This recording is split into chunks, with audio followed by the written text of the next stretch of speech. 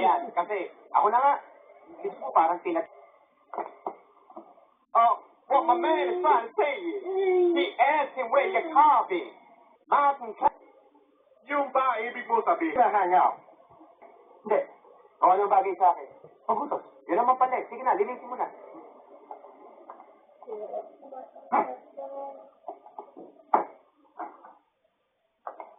Oh, are you okay? Oh yeah, thank you. You want to watch TV? Tuman ka din. Ang Cereal Corner Norte, siguradong linitin-linitin. Bili na, Mommy.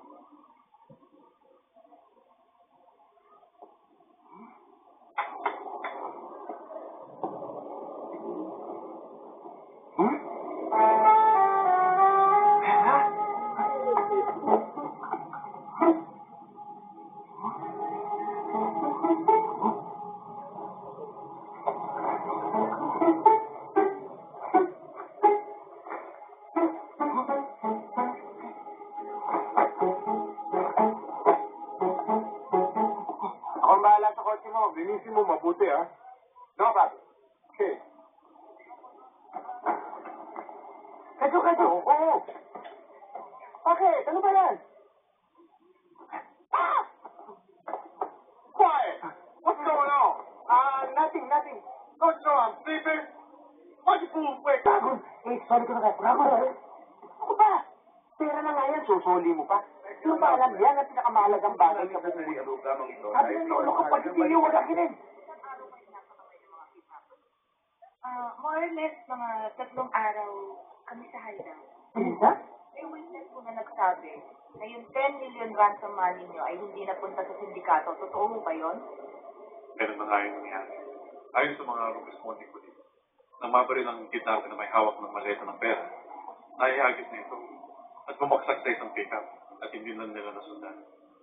Kung sino man ang nakakuha ng pera, swerte na niya yun.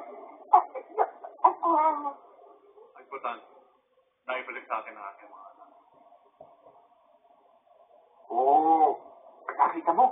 Swerte na natin to. Atin na itong pera. Basta mabigat pa rin sa kalooban ko eh. Alam mo, nasasabi mo lang yan dahil hindi mo pa natitikman ang sarap ng pera.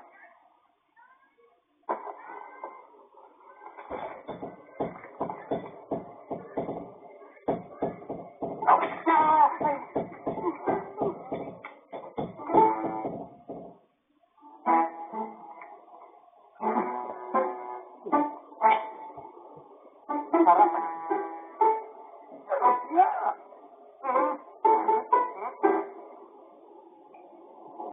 Makabait ng mga kidnappers. Kaya maraming salamat sa inyong pagdalo.